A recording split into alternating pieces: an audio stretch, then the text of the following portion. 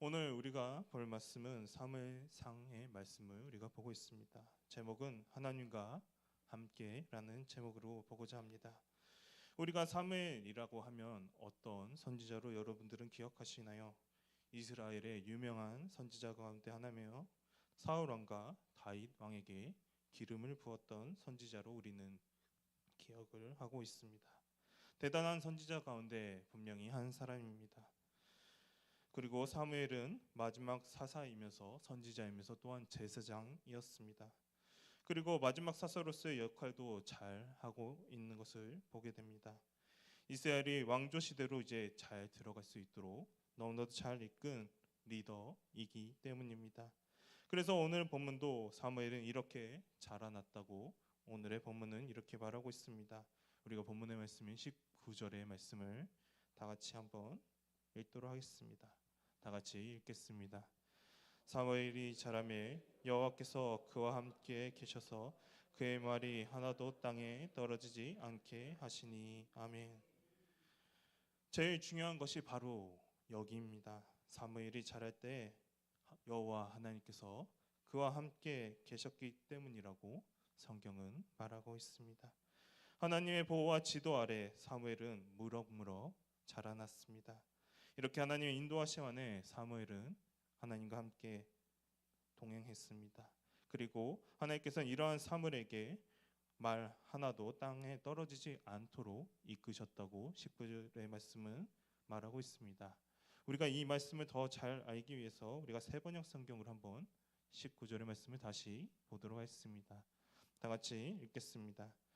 사무엘이 자랄 때 주님께서 그와 함께 계셔서 사무엘이 한 말이 하나도 어긋나지 않고 다 이루어지게 하셨다. 아멘.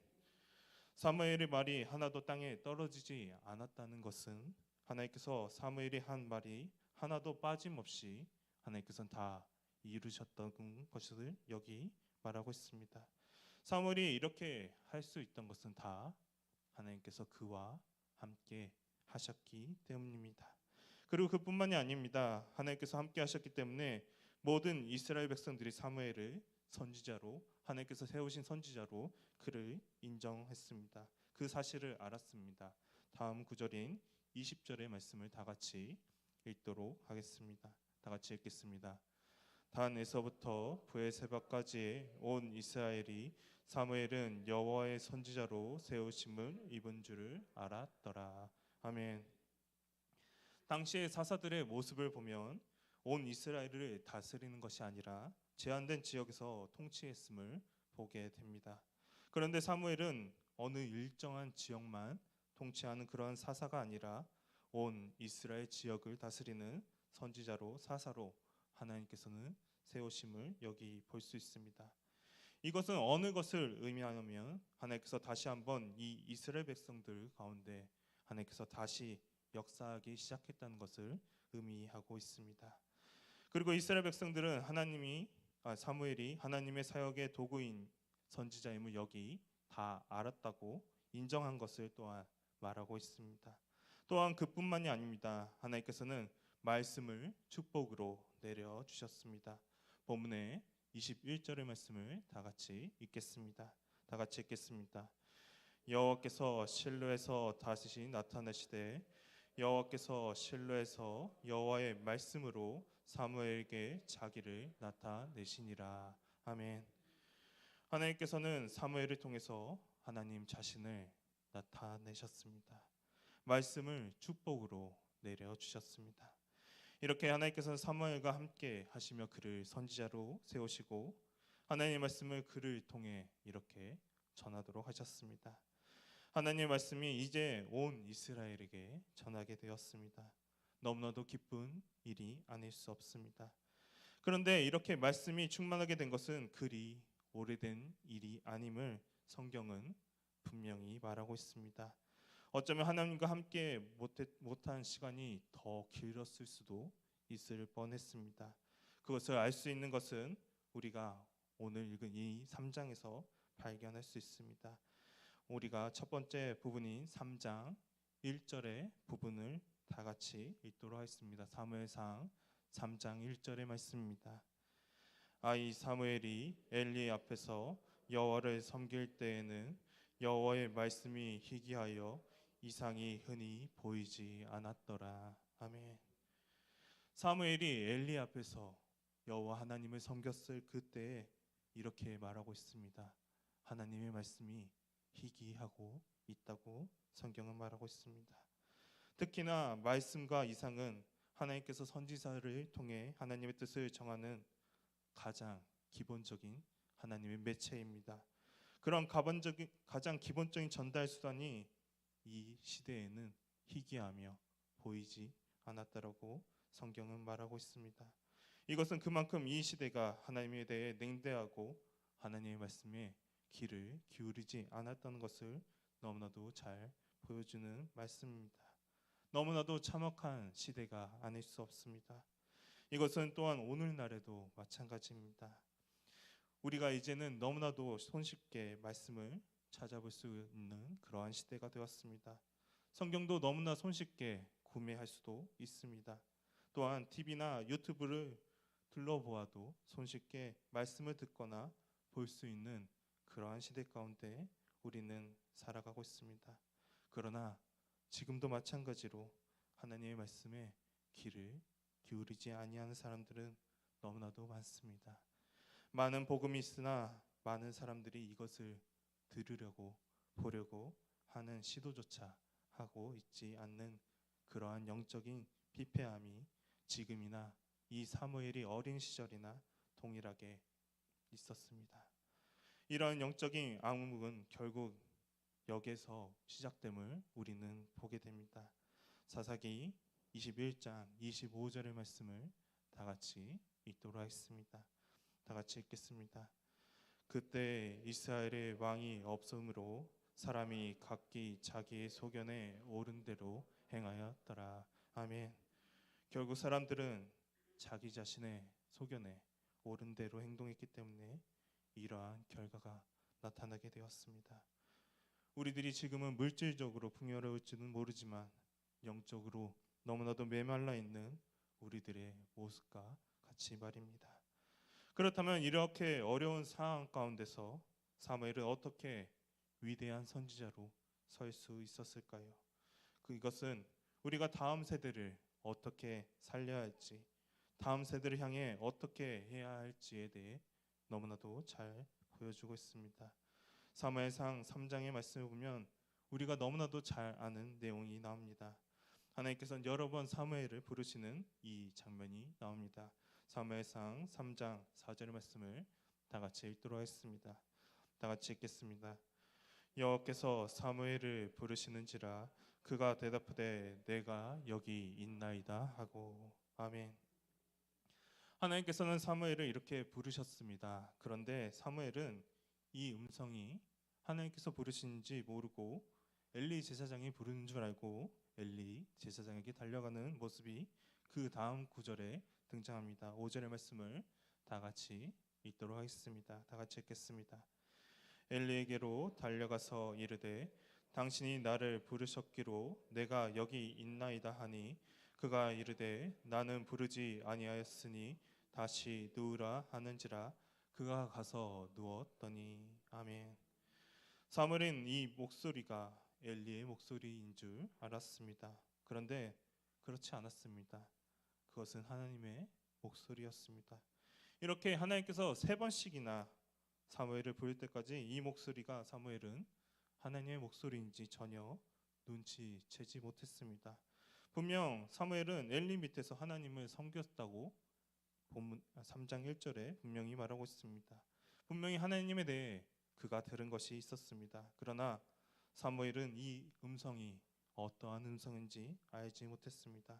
그리고 성경은 그 이유에 대해 다음과 같이 말하고 있습니다. 사무엘상 3장 7절의 말씀 우리가 다 같이 읽도록 하겠습니다. 다 같이 읽겠습니다. 사무엘이 아직 여호와를 알지 못하고 여호와의 말씀도 아직 그에게 나타나지 아니한 때라. 아멘. 성경은 너무나도 단호하게 말하고 있습니다. 사무엘은 여호와 하나님을 알지 못했고 하나님의 말씀이 그에게 나타나지 아니한 때라고 성경은 그 이유라고 말하고 있습니다. 분명히 사무엘은 아까 말했듯이 엘리를 통해 여호와 하나님에 대해 들어왔습니다. 그러나 성경은 사무엘에 대해 하나님에 대해 들었으나 여호와 하나님에 대해 전혀 알지 못한다고 말하고 있습니다. 이거는 지식적으로 아는 것과 하나님을 체험적으로 만나는 것이 다름을 성경은 말하고 있는 것입니다. 혹시 우리들의 다음 세대도 혹시나 이렇지는 않을까요? 지식적으로는 하나님에 대해 너무나도 많이 들어왔지만 여전히 우리들의 다음 세대는 하나님에 대해 알지 못하고 있기 때문이 아닐까요? 그러나 우리가 기억해야 할 것이 하나가 있습니다. 이러한 상황 가운데서도 하나님께서는 포기하지 않는다는 사실입니다. 하나님께서 무려 4번씩이나 사무엘을 찾아오셨습니다. 그리고 사무엘은 엘리 제사장이 하라는 대로 행동하며 이렇게 하나님께 고백을 하며 하나님의 말씀을 들으려고 하는 모습이 나옵니다. 사무엘상 3장 10절의 말씀을 다 같이 보도록 하겠습니다. 다 같이 읽겠습니다. 여호와께서 임하여 서서 전과 같이 사무엘아 사무엘아 부르시는지라. 사무엘이 이르되 말씀하옵소서 주의 종이 듣겠나이다 하니. 아멘. 이제 사무엘이 하나님을 만날 준비가 되었습니다. 하나님을 이제 제대로 체험하며 알게 되었습니다. 그래서 이제는 하나님을 알지 못하는 것이 아니라 이제는 하나님을 아는 사람이 사무엘이 되었습니다. 그렇기 때문에 오늘의 본문의 19절에도 이렇게 말할 수 있었던 것입니다. 다시 19절의 말씀 우리가 읽도록 하겠습니다. 다 같이 읽겠습니다.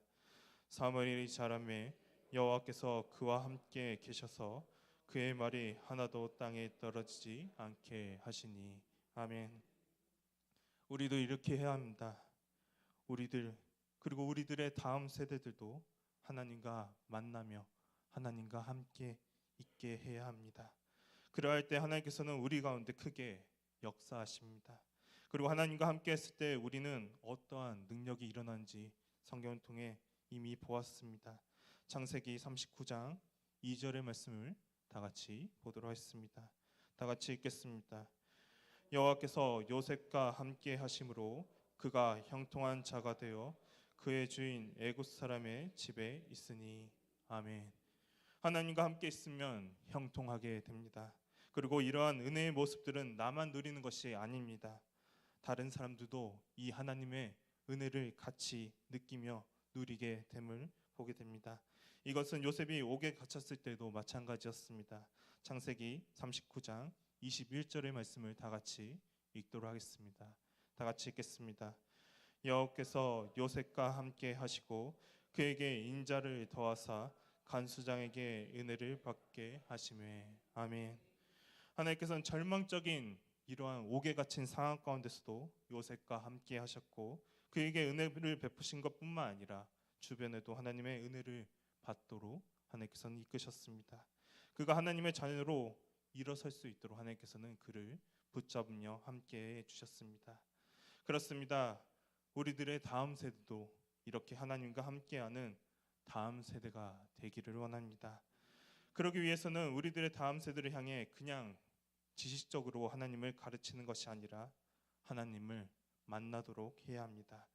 하나님께서 우리와 함께 해주심을 우리 다음 세대에게 알려줘야 합니다. 그리고 이미 하나님께서 우리와 함께 해주십니다. 시대가 어둡고 하나님을 알지 못하는 그러한 시대일지라도 하나님은 우리와 함께 해주십니다.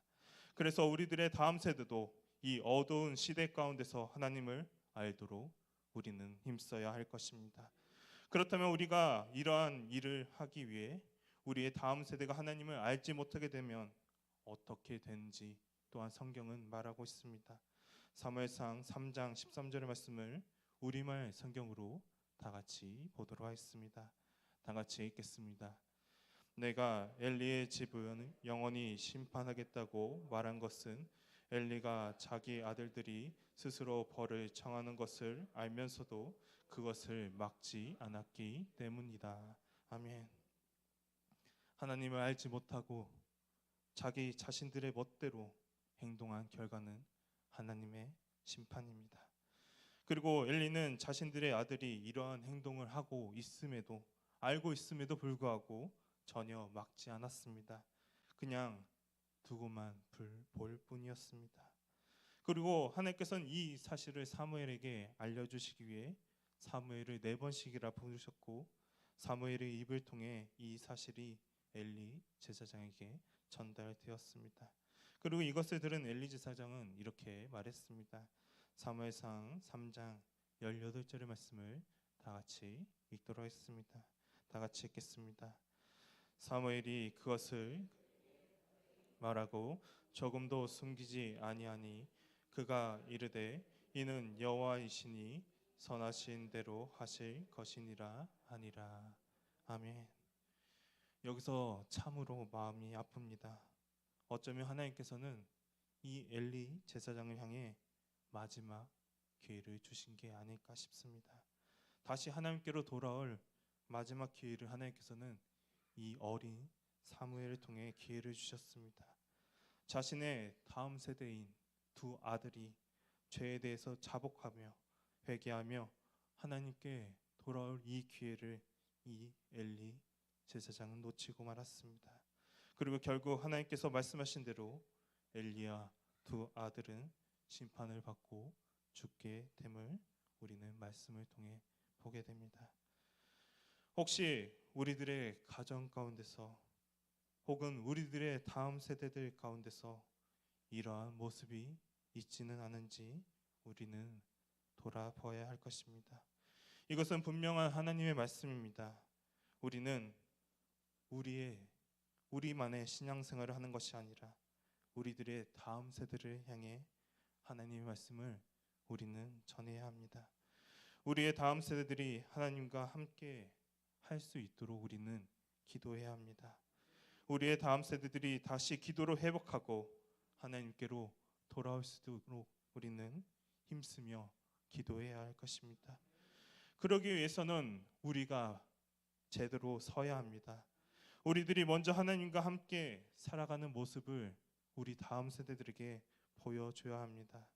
하나님과 만나며 하나님과 함께 하는 그러한 삶이 어떠한지 우리들의 다음 세대를 향해 우리들은 보여줘야 할 것입니다.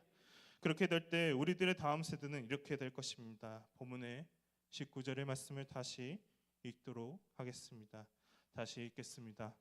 사무엘이 자라매 여호와께서 그와 함께 계셔서 그의 말이 하나도 땅에 떨어지지 않게 하시니. 아멘. 하나님께서 다음 세대들과 함께 해주셔서 모든 뜻을 하나님께서는 이루어 가실 것입니다. 그리고 다음 세대가 일어나게 될 것입니다.